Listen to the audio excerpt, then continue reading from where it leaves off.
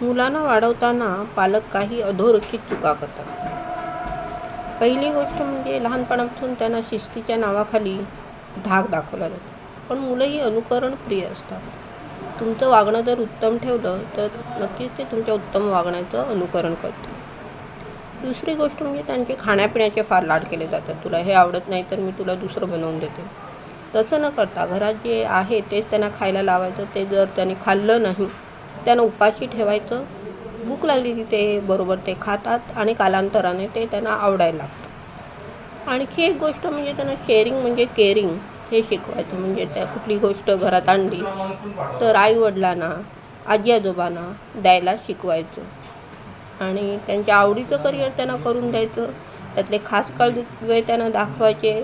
त्यांची माहिती त्यांना द्यायची. तरी जर त्या करिअरवर ठाम असतील तर त्यांना करू द्यायचं. ती त्यांची जबाबदारी असते आणि ते जबाबदारीने पार पाडतात. मुलांना वाढवताना पालक काही अधोरेखित चुका करतात.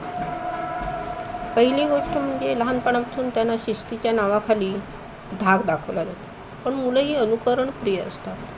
तुमचं वागणं जर उत्तम ठेवलं तर नक्कीच ते तुमच्या उत्तम वागण्याचं अनुकरण करतील. दुसरी गोष्ट म्हणजे त्यांचे खाण्यापिण्याचे फार लाड केले जातात. तुला हे आवडत नाही तर मी तुला दुसरं बनवून देते.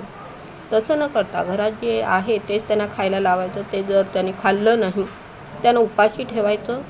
भूक लागली की ते बरोबर ते खातात आणि कालांतराने ते त्यांना आवडायला लागतं. आणखी एक गोष्ट म्हणजे त्यांना शेअरिंग म्हणजे केअरिंग हे शिकवायचं. म्हणजे त्या कुठली गोष्ट घरात आणली तर आईवडिलांना, आजी आजोबांना द्यायला शिकवायचं आणि त्यांच्या आवडीचं करिअर त्यांना करून द्यायचं. त्यातले खास काळजी त्यांना दाखवायचे.